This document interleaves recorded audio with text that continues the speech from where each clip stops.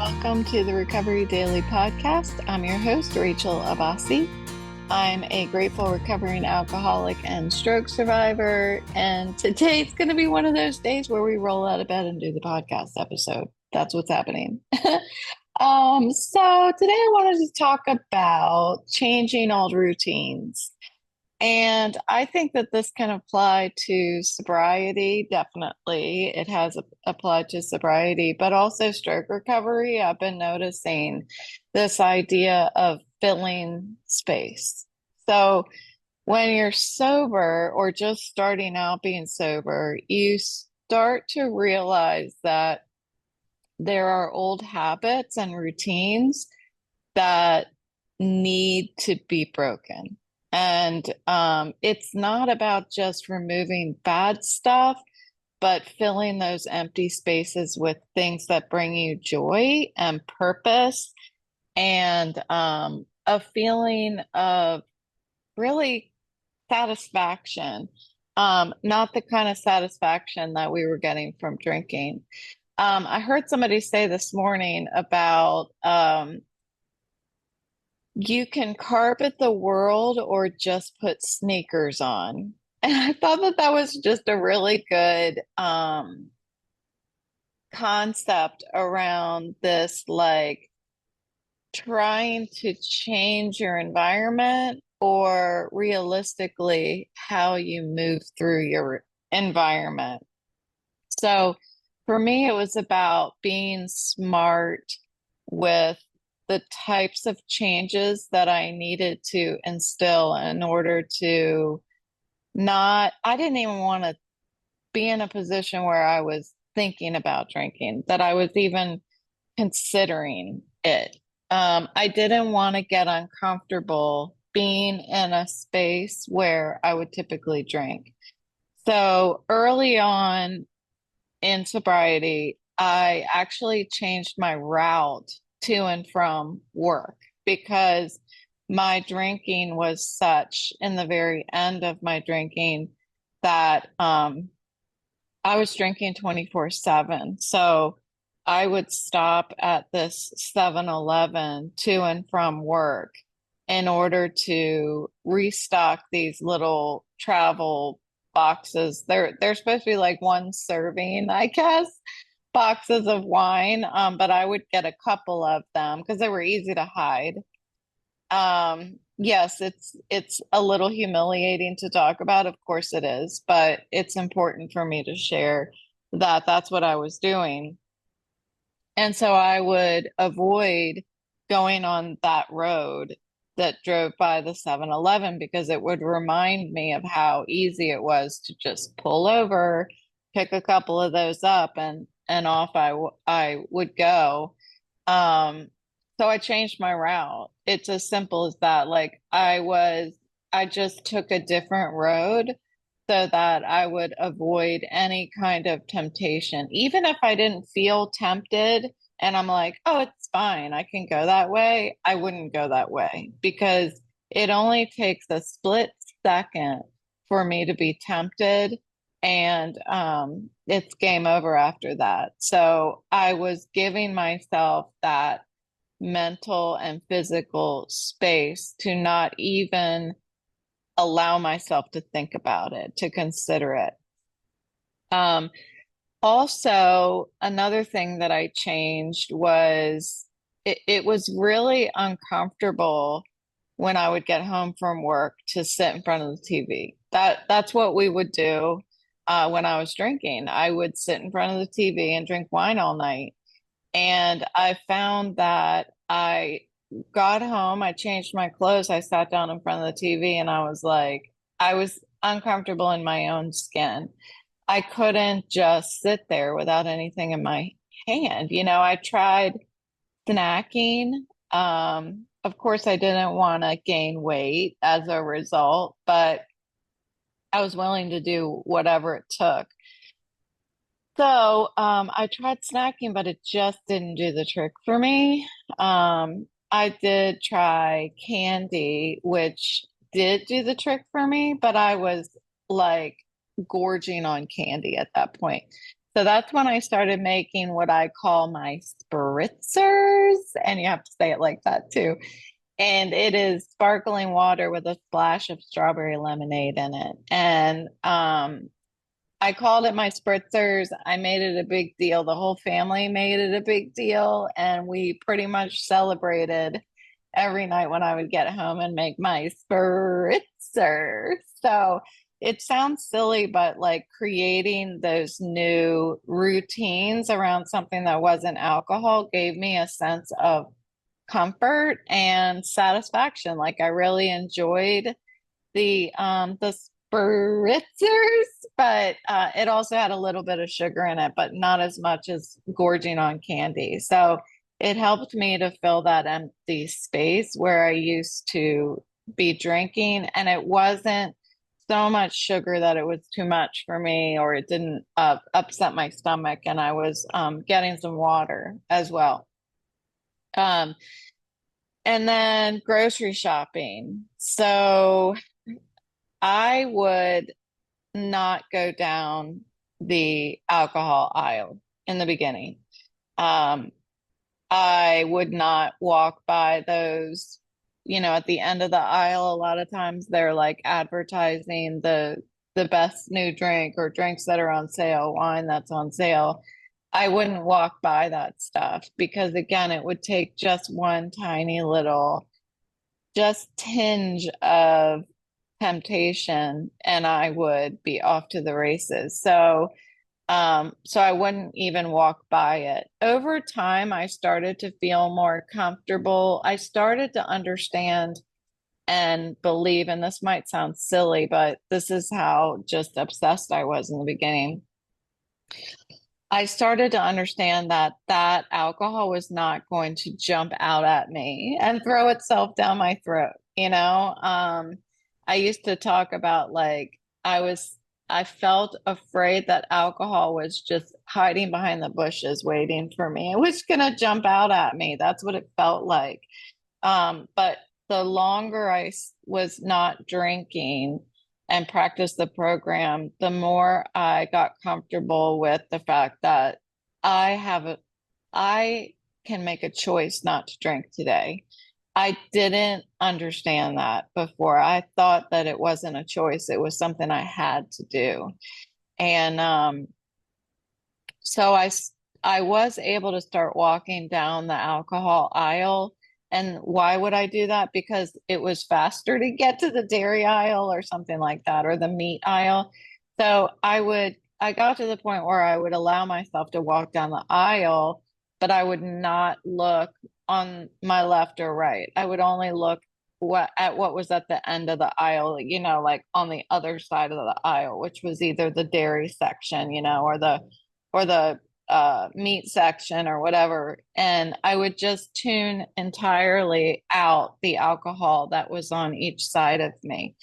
And funny enough, I was thinking about that this morning and how that is actually one of my vestibular therapy exercises because with this vestibular condition that I have, it makes me sick and nauseous and dizzy and headache to walk down a grocery store aisle. And I'm better at it now, as long as I continue to practice it. But the practice is walking down the aisle, but focusing on what's at the end of the aisle and trying to tune out what's moving beside me. It's hard to explain, but when I walk down an aisle, it's overwhelming. There's so much moving to either side of my hands.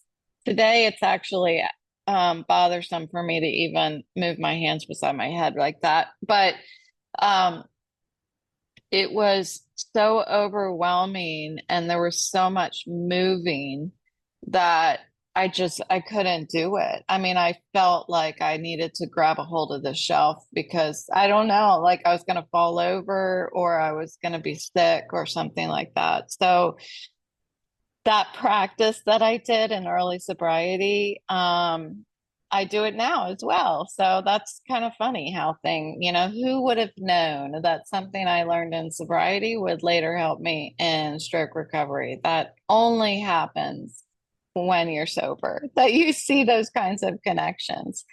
Um, and then a lot of what I was doing as I got sober was, yes, I removed the alcohol, but it left space because I was drinking 24/7. So that left a lot of space in my life.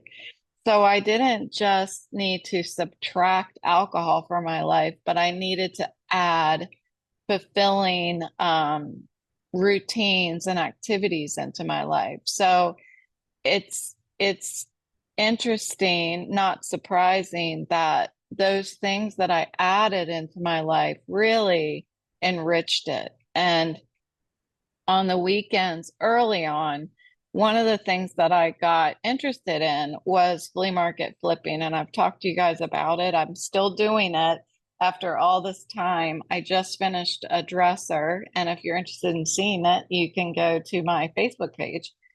But I would go to a flea market or Goodwill or something, and I would pick up something that needed to be revived and beautified, and I would work on that on the weekends. It took up enough time and monotony that I wouldn't think about drinking. And if I was thinking about drinking at any point in time, I was doing something. And I would just, grab a hold of that sander, that electric sander, and just keep sanding. I would sand. Some days I would just be out there all day and I was just standing and sanding and sanding because I was too afraid to stop.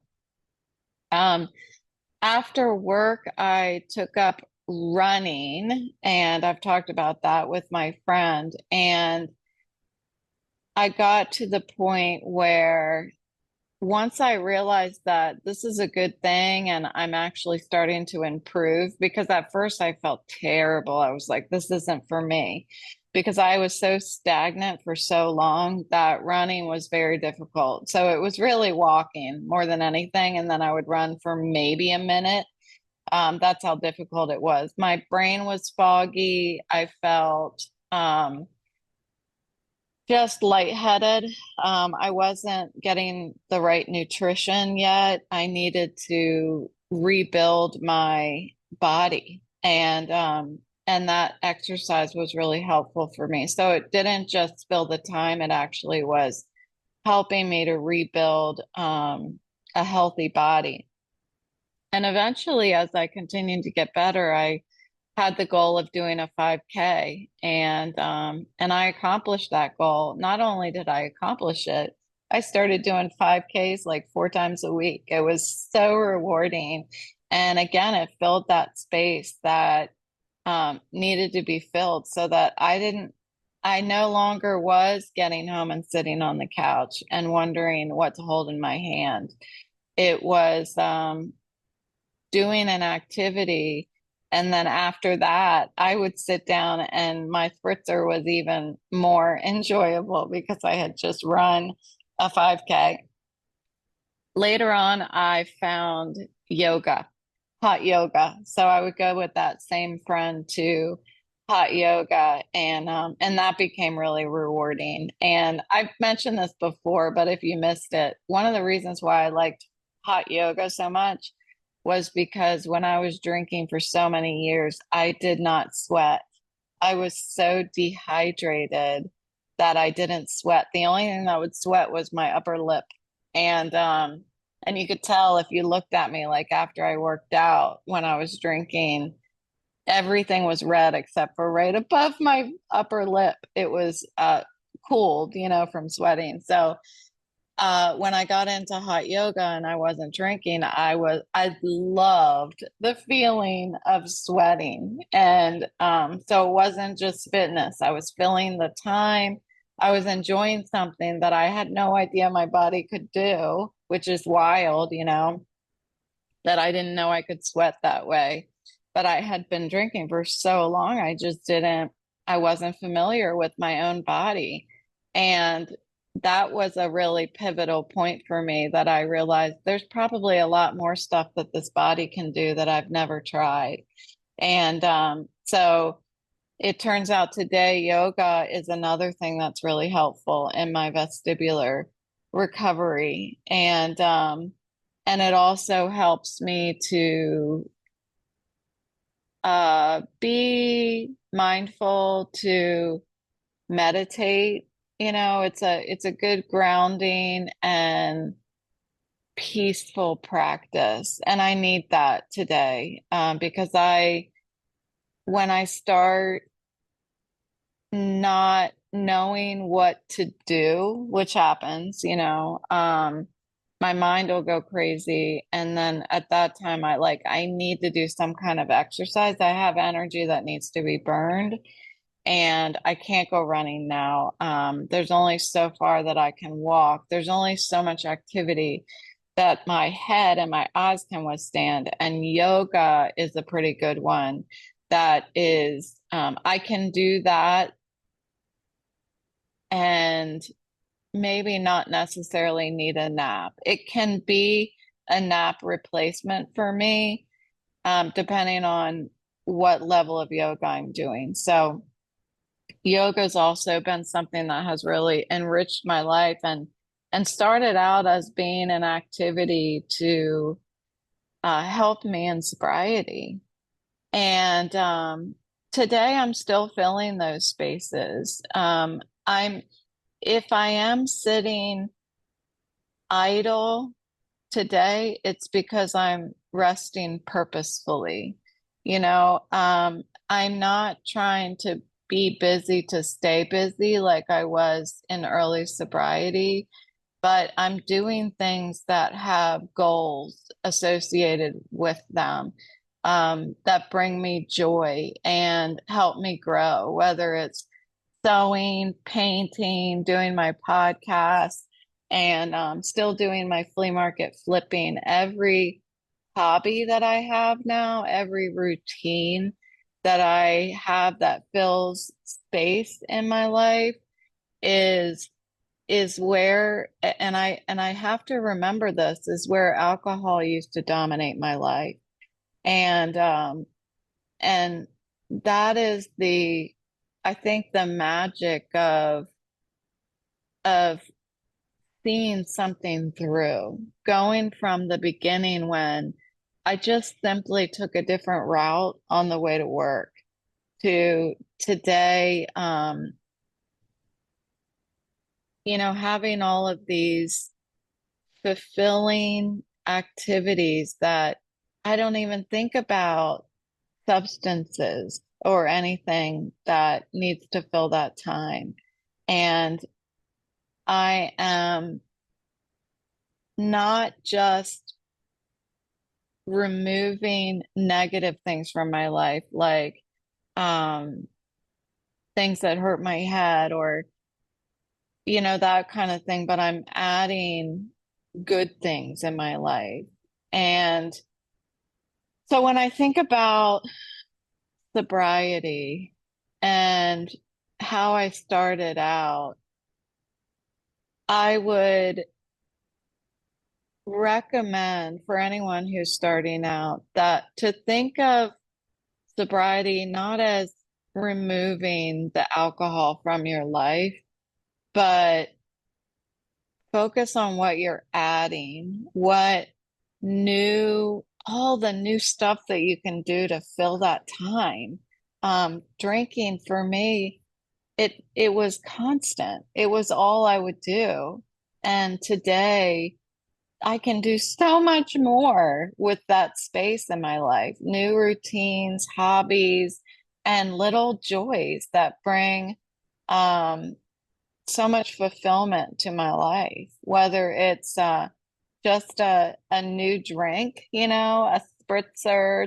These days I drink, well, I was drinking Coca-Cola, but I was really bothered by how many cans I was producing. I was only drinking like one a day, but I just felt really bad about the cans. So now I'm doing the Soda Stream because Pepsi now has a partnership with Soda Stream. So I've been converted over to Soda Stream Pepsi, and that does the job. And and I think writing my book, which I'm starting to do a little bit more of, is very fulfilling. I'm finishing up a new quilt. I'm working on a new crochet thing, and I have so much to fill my life now, and it's important to see that I didn't know in early sobriety that life was going to look like this. So if I can share that now and be an example to others that are just starting out, then it's well worth it. So I hope you found some inspiration to change up your routines and add more to your life today and fill in those spaces one day at a time. Thanks for listening to the Recovery Daily podcast, and I'll talk to you tomorrow.